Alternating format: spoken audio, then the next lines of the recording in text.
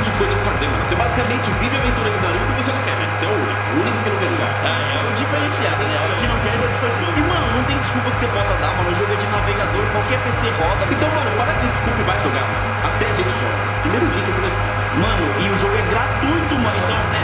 Me pouco. Joga o jogo, mano. É muito bom. Naruto Online é nice. É isso, galera. Então fiquem com o duelo. Tchau.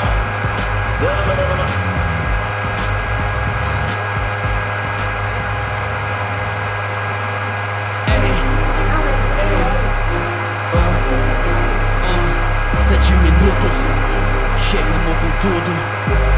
É isso mesmo, vem. Duelo de titãs, Naruto versus Sasuke vai. Seu nome é Sasuke, seu clã foi aniquilado. Ainda bem que seus pais morreram pra não te ver fracassado. Isso é fato. Cê paga de revoltado, mas não passa de um capacho. Escravo do Orochimaru, muito fraco. Você é uma vergonha pra vila, não sei o que perdeu mais, a batalha ou a família. Eu que perco meu tempo aqui batalhando contigo. Sasuke mostra 6 caminhos pra se fazer um rap lixo. Não tem fecha, eu sei que isso é o problema. Sei quis ter o que eu tenho, a sua vida inteira. Quis ter o meu talento, minha fama em Konoha, meu poder, minha habilidade, o amor de qualquer pessoa, mas não tem.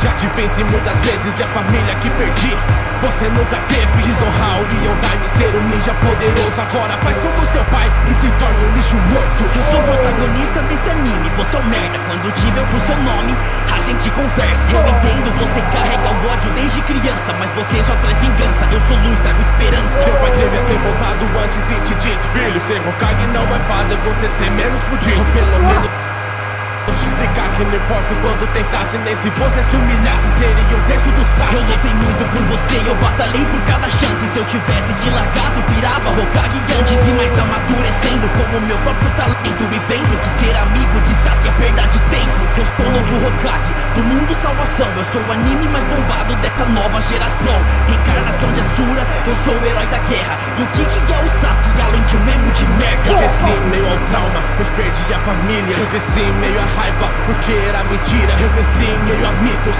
do poder Uchiha. Eu cresci em meio a lixo, tinha você na vida. Você treinou com Jiraiya, daí se tornou tão forte. Orochimaru eu matei, agora eu causo sua morte. Sempre fala de esperança, mas não se encaixa pra inseto. Ou seja, desde criança, Naruto eu te supero. Quem venceu, quem serão os próximos? Você decide nos comentários. Duelo de titãs, Naruto versus Sasuke.